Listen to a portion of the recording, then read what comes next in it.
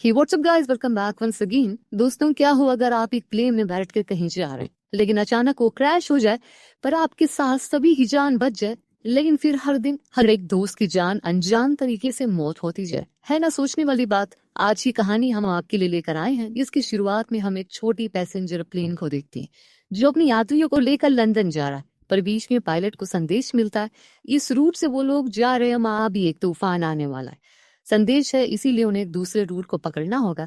पहले तो वो मना कर देता है, क्योंकि उस रूट पर कोई भी पायलट उड़ने से कतराता है। न जाने क्या वजह है इसके पीछे की, पर भी पायलट के पास कोई और रास्ता नहीं है।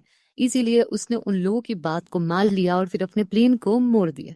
लेकिन जब पीछे बैठे यात्रियों को पता लगा कि अब उन्हें एक और घंटा लगेगा अपनी मंजिल में पहुंचने के लिए, तो उन्हें थोड़ा बुरा तो लगता है, पर वो सह लेंगे, यही सोचकर वो रिलैक्स हो गए। शायद ये यात्रा उनके लिए भयानक याद लेकर आ रही है, जिसके आगे जाकर वो तभी याद कर पाएंगे अगर वो जिंदा होंगे। लेकिन फिर अचानक से बीप होता है और पता लगता है कि जीपीएस खराब हो गया। ऊपर से फ्यूल टैंक में भी छेद हो गया है। पायलट किसी भी तरीके से अपने प्लेन को स्टेबल लगता है। जब फ्यूल पूरा खत्म हो गया तो प्लेन का इंजन बंद हो गया और फिर क्या था, वो किसी गोली की तरह नीचे गिरने लगा। जो देख पायलट समझ गया कि अब कुछ नहीं हो सकता। उसने अपना फोन निकाला और खुद के परिवार के लिए एक वीडियो रिकॉर्ड की, जिसमें उसने अपनी बीवी बच्चों का शुक्रिया कहा कि उन लोगों ने उसका हमेशा साथ दिया। और हाँ, वो लड़ते हुए मरा है, यानी कि उसने कोशिश की थी लेकिन अपने प्लेन और लोगों को वो बचा नहीं पाया। इसके कुछ ही समय बाद प्लेन पूरी तरह से अमेज़न के जंगलों में क्षतिग्रस्त हो गया, लेकिन पीछे बैठी एक एयर होस्टेस के अलावा सभी लोग जिंदा बच गए। लेकिन वो एयर होस्टेस जिसने बेल्ट नहीं लगाई थी, उसके शरीर की कई सारी हड्डियां टूट जाती हैं, जिस चीज का सबूत पैसेंजर में से एक डॉक्टर ने दिया कि ये ज्यादा देर जिंदा नहीं रह पाएगी। लेकिन उन 9 लोगों के अंदर डर का माहौल पैदा हो गया। भले ही वो मारे नहीं, लेकिन हाँ, जिस जगह पर वो क्रैश हुए वो जगह दुनिया का सबसे बड़ा घना जंगल है। ऐसे में खुद को यहाँ पर जिंदा रख पाना कितना मुश्किल है, वो इन्हें आगे पता लगेगा। अगर ये 9 लोग समझदार हुए तो रेडियो और बाकी किसी चीज से मदद मांगने में सफल हो जाएंगे, वरना इसके अलावा तो अंजाम बहुत बुरा होगा। अब 2 पायलट प्रोजेक्ट करने के लिए कॉकपिट में जाते हैं, लेकिन उनकी तो छाती में लकड़ी घुस चुकी है। तो डॉक्टर ने बताया कि उसकी सांसें अभी चल रही है। इतने बाहर से धुआं उठने लगा और एक बंदा फौरन बाहर गया। देखा, सभी को लगा कि शायद वो आग बुझा रहा होगा, लेकिन असल में वो तो अपना सामान लेने गया था। खुद की जान से ज्यादा उसका सामान कीमती था। कौन है ये लोग, कहाँ से आते हैं? उसकी इसी बेवकूफी को देखते हुए एक लड़की ने फौरन आग पर काबू पाया, लेकिन सभी के अंदर एक संदेश पैदा हो गया। आखिर इस बैग में ऐसा क्या था जिसके लिए उसने अपनी जान को छोड़ पहले उसे बचाया? खैर, अभी तो इन्हें किसी भी तरह करके मदद बुलाना होगा, लेकिन किसी के भी फोन में नेटवर्क नहीं आ रहा। ऊपर से इन्हें अभी रेडियो का भी कुछ अता पता नहीं है। तो वहीं डॉक्टर और एक यात्री ने किसी भी तरह करके पायलट को सुरक्षित बाहर ला दिया। उसकी छाती में लकड़ी घुसी थी, जिसके कारण अब उसके पास समय बहुत कम है।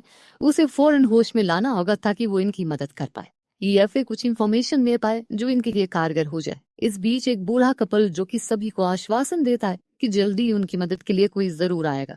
इधर सभी यात्री परेशान है, घबराए। तभी अचानक एक न्यूली मैरिड कपल को जंगल की गहराई में ऊंची झाड़ियां हिलती हुई नजर आती है, जो चीज उन्हें डराने में कोई कसर नहीं छोड़ती, क्योंकि इनमें से किसी को भी अभी कुछ आइडिया नहीं है कि वो कहाँ पर। अब पहले तो इन्हें यूनिटी दिखानी होगी, एकता दिखानी होगी। ऐसी जगहों पर सबसे ज्यादा उपयोग में वही आता है। दूसरी चीज, हमें सबके बारे में पता रहना चाहिए, यानी कि कौन क्या करता है, उसका क्या नाम है, जो चीज हमें एक दूसरे के साथ घुलने मिलने में मदद करेगी। तो इसकी शुरुआत ब्लैक गाई जैक से होती है, जो कि एक लाइफ इंश्योरेंस एजेंट है, जिसका अनुमान है कि यह दुर्घटना आपसी रंजिश के कारण हुई है। लेकिन इस फिक्स यानी कि डॉक्टर वो साफ इनकार करता है, क्योंकि ये प्लेन अमेरिका से उड़ लाता जहां पर ऐसी चीजें नहीं होती। और फिलहाल हमें पायलट को होश में लाना चाहिए, क्योंकि एयर होस्टेस तो अब ज्यादा देर जिंदा नहीं रह पाएगी। वहां पास में बैठी सूफिया, जिसने बताया कि वो आए दिन ट्रैवल करती रहती है, उसका ये अंदाजा है कि ये जगह अमेज़न का जंगल हो सकता है। उसे समझदारी से काम लेना होगा। इसी दौरान उस बैग वाले आदमी ने बताया कि वो एक बॉक्सर है, वो लंदन जा रहा है अपनी लीग में हिस्सा लेने के लिए। इतनी में ओल्ड लेडी आके भी उसे पूछ लिया कि आखिर इस बैग में है क्या। तो उसने बताया कि इसमें मेरे ग्लव्स हैं, जो कि मेरे लिए अनमोल है। अब सभी थोड़ा मोला एक दूसरे को जान गए थे, तो अब पहले तो उन्हें खुद के खाने और पीने के लिए इंतजाम करना होगा, क्योंकि मदद कब आएगी किसी को कुछ पता नहीं है। जैक ने कहा कि हमें सामानों को ढूंढना होगा और जो कुछ भी मतलब की चीज मिले उसे जल्दी से अपने पास रख लो। सभी काम में लग गए। इस बीच सोफिया ने बताया कि एयर होस्टेस ने अपना दम तोड़ दिया है, तो बेहतर होगा कि हम उसे साइड में रख दें।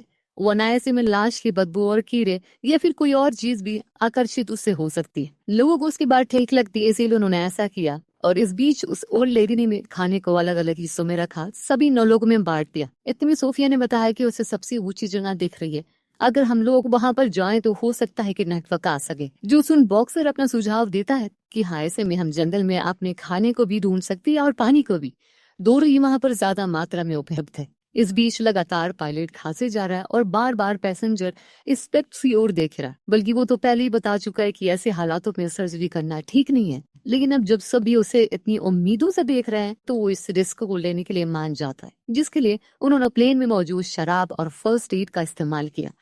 फिर शुरू कर दी अपनी सर्जरी, वो भी किसी एनेस्थेसिया के।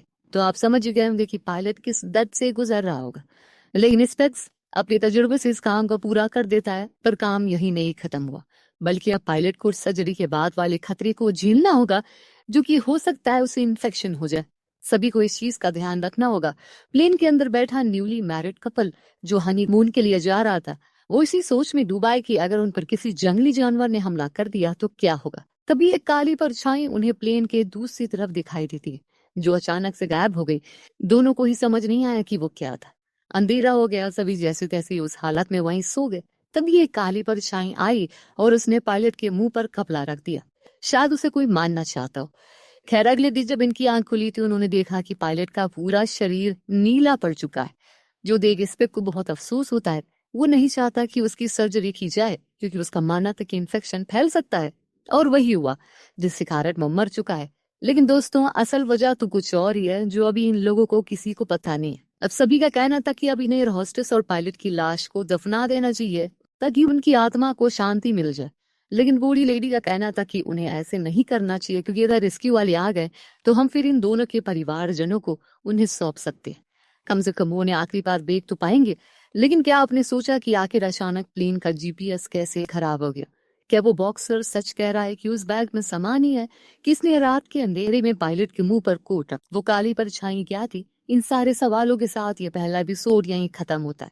लेकिन रुकिए, अभी हम चलते हैं दूसरे एपिसोड में, जिसमें हमें कुछ सवालों के जवाब तो हमें पता लग जाएंगे। अब सभी के अंदर डर का माहौल पैदा हो गया है, क्योंकि अभी अभी उनके सामने एक नई मौत हुई है। इतने में जैक कहता है कि हमें इसे दूर ले जाकर दफन कर देना चाहिए, खुद के करीब रखना उचित नहीं है। तो इंस्पेक्टर मान गया और उसे ले जाने लगा।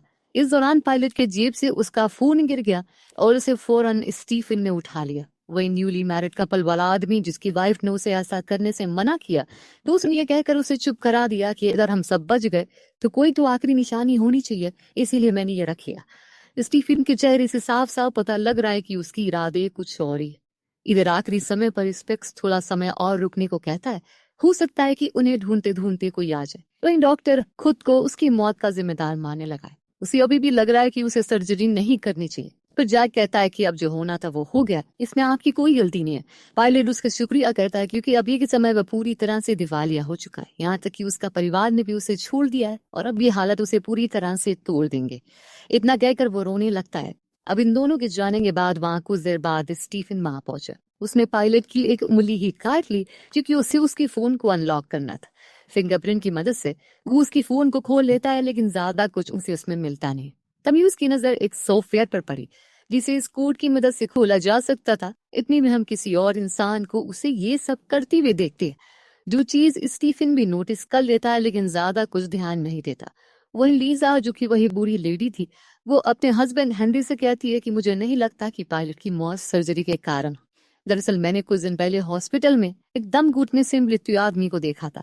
सेम वैसे ही पायलट की हालत थी, जो सुन हेनरी भी शौक हो जाता है कि ऐसा आखिर कर कौन सकता है। तभी इन्हें महसूस होता है कि शायद उनकी बातों को कोई सुन रहा है, इसीलिए वो चुप हो जाते हैं। सभी अपने अपने कामों में लग जाते हैं। अब समय देखकर सोफिया एनी के पास गई, जिसमें उसे पता चला कि वो एक मिलीनियर की बेटी है और स्टीफन उनके घर में एक ड्राइवर था। जाने अनजाने में दोनों एक दूसरे से प्यार हो गया और इसीलिए वो घर छोड़कर भाग रही है।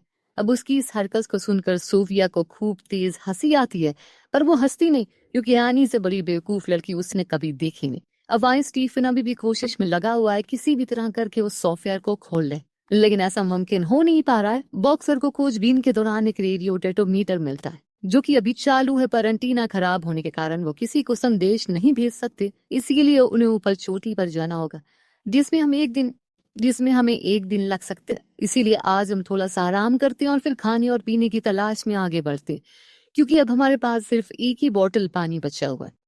सभी उसकी बात से राजी थे, इसीलिए वो आराम करने चले गए। पर यहाँ एनी जब आराम कर रही थी तो उसे जंगल की झाड़ियों में एक इंसानी शक्ल दिखी, जो बेहद ही अजीब थी। पर दूसरी बारी देखने पर वो गायब हो गई। उसे लगा कि शायद ये उसका वहम होगा, लेकिन कुछ अजीब सी चीज हैंडी के साथ भी हुई। दरअसल उसे दिल की बीमारी है, जिसके लिए वो हर दिन एक गोली खाता है। अगर एक भी दिन उसे मिस हुई गोली तो वो मर सकता है। और आज अचानक से उसने अपने बैग की वो गोली निकाली तो उसमें से वो गोलियां आधी गायब थी, जो कि उसे काफी ज्यादा हैरान कर देती है। अब धीरे धीरे करके सभी ये समझ गए हैं कि अगर उन्हें यहाँ बचना है तो एक साथ रहना होगा। सूफिया को भी अब जैक पर भरोसा हो गया, इसीलिए उसने आखिर में उसे बता ही दिया कि वो क्या करती है। दरअसल वो रिपोर्टर है, इसीलिए वो पूरी दुनिया में घूमकर उन गैर कानूनी या फिर उन रैकेट को पता लगाती है जो सरकार की आंखों के सामने हो रहा। उसका काम बेहद ही खतरनाक है, इसलिए वो किसी को इस बारे में कुछ बताती नहीं है। अब सभी ने अच्छा खासा आराम कर लिया, इसीलिए वो लोग अब खाने की तलाश में आगे बढ़ते हैं।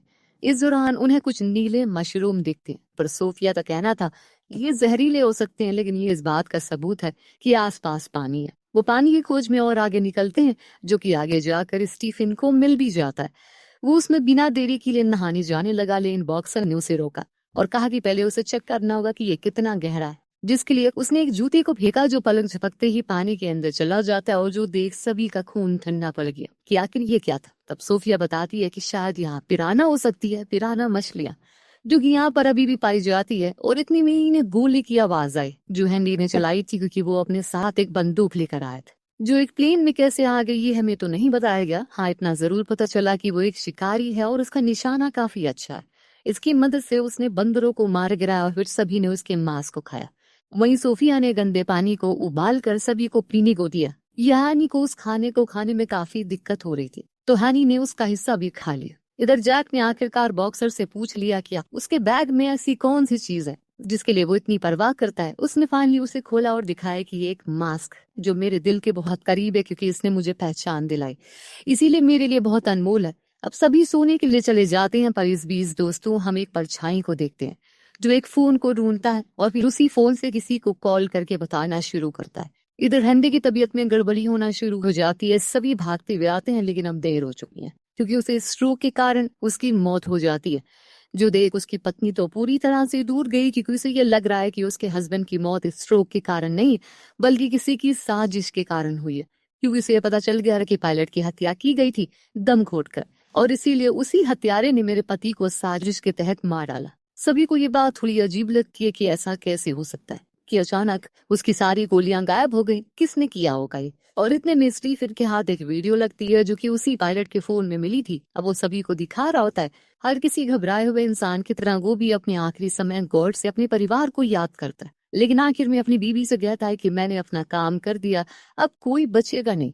मैं उन्हें इस जगह से जिंदा बाहर जाने नहीं दूंगा। जंगल के ऊपर प्लेन क्रैश हो रहा है, इतना कहते ही प्लेन क्रैश हो जाता है। इस वीडियो को देखने के बाद सभी को लीजा की बात पर यकीन हो गया कि जरूर यहाँ पर कुछ तो गड़बड़ है।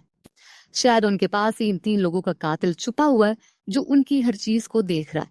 लेकिन कौन है ये मास्टरमाइंड, क्या चाहता है, अब किसकी बारी है, यह हमें एपिसोड 3 में देखने को मिलेगा। इसकी शुरुआत होती है एक डर के माहौल से, क्योंकि अभी तक सभी को लग रहा है कि वो सर्वाइवल मोड पर है, यानी कि उन्हें किसी भी तरह करके खुद को जीवित रखना है। लेकिन अब तो उन्हें ये सोच सोच कर डर लग रहा है कि आखिर कौन उन्हें मारना चाहता है। अब एनी लीजा के पास गई उसे थोड़ी सहानुभूति देने, लेकिन वो उसे उल्टा उसे सुनाने लग गई। उसे तो यकीन ही नहीं हो रहा है कि उसने एक गरीब आदमी से कैसे शादी कर ली। जरूर कुछ गड़बड़ है। दरअसल लीजा अब सभी को शक की नजरों से देख रही है। उसे हर किसी में अपने पति का कातिल नजर आ रहा है, जो सही भी है। जितने भी लोग यहाँ पर मौजूद हैं, सभी की कहानी अजीब सी है। लीजा की ऐसी बातों को सुन एनी वहां से और जंगलों में चली गई ताकि थोड़ा सैर कर सके, लेकिन यहाँ उसे एक बारी फिर से कुछ अजीब सा दिखा। क्या था वो उसे समझ नहीं आया, लेकिन हाँ, ये जो कुछ भी था बहुत ही भयानक था। इतने में पीछे से स्टीफन आ गया। अब अगला दिन भी होने को आ गया। वहीं बॉक्सर ने बड़ी मेहनत से कुछ वायर की मदद से एक एंटीना बना लिया। अब बारी थी उसे ऊपर लेकर जाने की, पर मसला ये था कि यहाँ पर कोई भी अकेले नहीं रहना चाहता। सभी को ये डर था कि अगर वो अकेली रह गए तो अगला नंबर उनका आ जाएगा, और इसीलिए आखिर में जैक ने कहा ठीक है, मैं यहीं पर रुक जाता हूँ। अब सोनिया, बॉक्सर और डॉक्टर स्पेक्स ने तय किया कि वो वहां ऊपर चोटी तक जाएंगे और इस डेटोमीटर को चेक करेंगे क्या ये काम कर रहा है, जिसके बाद ये तीनों निकल जाएंगे। लेकिन इन्हें एक लंबी चढ़ाई को पूरा करना है जो दिखने में बहुत ही आसान लग रही है, पर चढ़ाई करने में उनकी हालत खराब थी। एक बारी तो सोनिया का पैर फिसल जाता है जो खाई में गिरने वाली थी, और आए मौके पर स्पेक्स ने उसका हाथ पकड़ लिया, लेकिन वो डेटोमीटर लटक जाता है, जो कि बड़ी मुश्किलों के बाद इन्हें वापस मिल पाता है। अब इतनी कोशिशों के बाद ये लोग फाइनली ऊपर पहुंच गए। अब इतनी मुश्किलों के बाद फाइनली ये लोग चोटी पर पहुंच गए, लेकिन अभी भी इनके फोन में कोई नेटवर्क नहीं आ रहा। पर जो वायर से बॉक्सर ने एंटीना बनाया था वो काम कर रहा है, क्योंकि उसकी कारण डेटोमीटर में लाइट जल रही है और इस बात का सबूत दे रहा है कि जल्दी ही किसी को संदेश मिल जाएगा इन्हें यहाँ फंसा होने का। लेकिन अब अंधेरा होने वाला, इसीलिए तीनों नीचे जाने का फैसला करते और उस डेटोमीटर को वहीं छोड़ देते हैं। पर यहाँ नीचे तो लीजा और जैक के बीच अच्छी खासी दुश्मनी चल रही है, जिसको देखते हुए जैक उसे समझाता है कि हमें ऐसा नहीं करना चाहिए, ये समय दुश्मनी का नहीं बल्कि दोस्ती का है। लीजा भी उसकी बात को समझती है, इसीलिए उसने अपने कदम पीछे कर लिए। लेकिन स्टीफन तो अभी भी लगातार अपनी बीवी से एक ही सवाल किया जा रहा है कि जब वो लीजा से बात कर रही थी तो उसने उसे क्या कहा।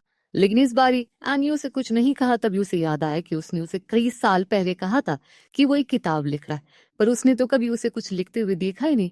ये सुनते ही मानो स्टीफन का माथा घूम गया, वो उस पर क्रोधित हो गया और तेज तेज चिल्लाना शुरू कर दिया। तब एनी ने आखिर में बोल दिया कि जो कुछ भी है लीजा ने उसे सुना था। अब स्टीफन तो पहले से ही इतने गुस्से में था, ऊपर से उसने ये सब सुना तो कहने लगा कि तुमने एक बाहर की औरत पर यकीन करा, क्या तुम्हें मैं कोई धोखेबाज लगता हूँ। इतने में अचानक से एनी के सर में तेज दर्द होना शुरू हो गया तो स्टीफन फौरन भागकर केबिन में गया दवा लेने के लिए, जो देख हमें पता चलता है कि एनी किसी बीमारी से जूझ रही है। इस दौरान जब स्टीफन अंदर था तो उसे वॉलेट चेक किया, उसे उसमें अलग अलग नामों का बिजनेस कार्ड मिला और अब उसे लीजा की बातों पर यकीन हो गया और जो कुछ भी शक था उसे अब वो हकीकत बनने लगा। यहाँ तक कि अब तो उसे ये लगने लगा है कि वो अभी जिस आदमी के साथ है वो एक अजनबी है और इस चीज को साबित करने में स्टीफन कोई कसर नहीं छोड़ता, बल्कि वो तो अब किसी गुंडे मवाले की तरह बर्ताव करने लगा है। जो देख एनी बेचारी साइड में जाकर बैठ गई। स्टीफन अंदर जाकर शराब पीने लगा। इतने में दोस्तों फिर से वही शख्स एनी को दिखा। उसने ब्लैक हुडी पहनी हुई है और दिखने में किसी सीरियल किलर जैसा लग रहा है, पर इस जंगल में भला वो कर क्या रहा है? क्या उसे पता है कि ये लोग यहीं पर क्रैश होने वाले हैं? क्या ये वही है जो हम समझ रहे हैं या फिर कोई और है?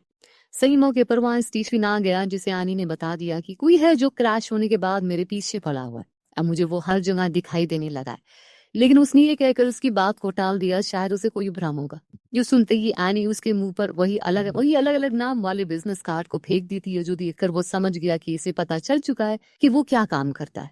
इधर दोस्तों दूसरी तरफ तीनों ही पहाड़ से लौट आए और सभी को बताया कि उनका डेटोमीटर काम कर रहा है। और ये सुनते ही सभी के अंदर एक उत्साह पैदा हो जाता है। लेकिन अब रात काफी हो चुकी है। खाने के बाद सब सोने के लिए चले गए, पर वो बॉक्सर अपनी कुछ पुरानी वीडियोस को देखने लगता है, जिसमें वो उसी मास्क को पहनकर लड़ रहा था। इस सीन को देखकर हम एक चीज पर गौर करते हैं, हमेशा चुप चुप रहने वाला बॉक्सर जब वो मास्क पहनता है तो उसके अंदर एक अलग ही ऊर्जा पैदा हो जाती है। इतने में उसके फोन की बैटरी डाउन हो गई, पर वो पीछे मुड़ा जहां एक शख्स उसी मास्क को पहनकर खड़ा हुआ था, जिसने बिना समय गवाए एक चाकू से उसके पीठ को चीर डाला और इसी हाथ में छोड़कर चला गया। सुबह होने पर सभी हैरान थे कि आखिर वो बॉक्सर कहाँ गया, कहीं वो खो तो नहीं गया। लीजा ने कहा कि उसे मार दिया गया है, पर डॉक्टर का ध्यान अभी भी डेटोमीटर पर था। अगर संदेश पहुंच गया तो अभी तक उन्हें लेने के लिए कोई क्यों नहीं आया। दोस्तों इसकी वजह थी उन्हें लौटने के कुछ ही देर बाद किसी ने उनके वायर को काट दिया, वरना कब का उन्हें रेस्क्यू कर लिया जाता। खैर अभी तो ये सभी अलग अलग होकर बॉक्सर को ढूंढने में लगे हुए हैं, क्योंकि उसके लिए वो बेहद जरूरी है। एक वही था जिसे थोड़ा रेडियो के बारे में जानकारी थी। अब सभी ने बहुत छानबीन की, लेकिन किसी को कुछ नहीं मिला, इसीलिए वापस लौट आए। मगर डॉक्टर और सोनिया दोबारा ऊपर जाने का फैसला करते हैं, क्योंकि डॉक्टर का मानना था कि शायद डेटोमीटर में कुछ गड़बड़ी आ गई है, और इसीलिए वो लोग निकल गए। यहाँ सभी आराम से सो गए, पर अचानक से जैक कहीं चला गया, जो देख लीजा भी उसके पीछे पीछे चले गए। इन दोनों के बाद एनी को किसी ने दबी आवाज से पुकारा। वो एक गर्म टहनी को लेकर उसी की ओर बढ़ी। ये भी वही शख्स था जो उसकी ओर बंदूक तान कर खड़ा था, लेकिन इस बार ये एनी बिना कुछ सोचे समझे उसके सीने में वही टहनी घुसा देती। लेकिन हकीकत में वो कोई और नहीं बल्कि स्टीफन था। दूसरी तरफ वो दोनों अभी ऊंचाई तक पहुंच गए। तभी तभी जंगल के बीच उन्हें चील उड़ती हुई दिखाई दी। वो फौरन उस ओर गए तो उन्होंने बॉक्सर की लाश को देखा। वो चील नोच नोच कर उसे खा रही है। ये देख वो फौरन अपने लोगों के पास गए और उन्हें इस बारे में बताया। लेकिन जब इधर इन दोनों को पता लगा कि एनी ने अपने ही पति को मारने की कोशिश की, अब उसके ऊपर चला गया। पर स्टीफन ने अपनी पत्नी का साथ देते हुए कहा कि दरअसल उसने बचपन में एक आतंकवादी हमले में अपने करीबी को खोते हुए देखा है, जिसके कारण उसे हर मोड़ पर अजनबी नजर आते। तो उसे लगता है कि वो उसका दुश्मन है, पर यह चीज सभी के अंदर और संदेह पैदा कर देती है। क्या बता एनी ने ही उन तीनों को मारा हो अपनी इस गलतफहमी की वजह से? क्या बता उसे भी उनमें वो आतंकवादी नजर आ रहा हो? अगर उन दोनों की मौत हादसा थी तो बॉक्सर को पक्का किसी ने मारा है, क्योंकि शरीर पर चाकू के घाव थे। लेकिन सोनिया को लगता है कि ये काम एनी का नहीं है, जरूर कोई और है। जो सुन डॉक्टर कहता है कि कौन है वो, तो वो कहती है कि बूम। इसी के साथ ये एपिसोड यहीं खत्म हो जाता, लेकिन इसके आखिरी के सीन में हमें ब्लेन के ऊपरी हिस्से में एक चूहे को दिखाया जाता है जो कुछ पाउडर के पैकेट को खा रहा है। क्या ये सारा मामला नशे की तस्करी का है? हो सकता है कि सब कुछ पहले से प्लान हो। गुमराह करने के लिए इसे एक प्लेन क्रैश का सीन बना दिया गया हो सकता है कि जो इन्हें मार रहा है वो किसी गैंग का मेंबर हो जो अपनी सप्लाईज को लेने के लिए आया हो। अब ये सारे सवालों के जवाब हमें आने वाले एपिसोड में मिलेंगे, जो कि अगली वीडियो में आएगा। आपको ये कहानी कैसी लगी हमें कमेंट करके जरूर बताएगा। मिलते हैं अगली वीडियो में। Thank you so much watching. Peace out.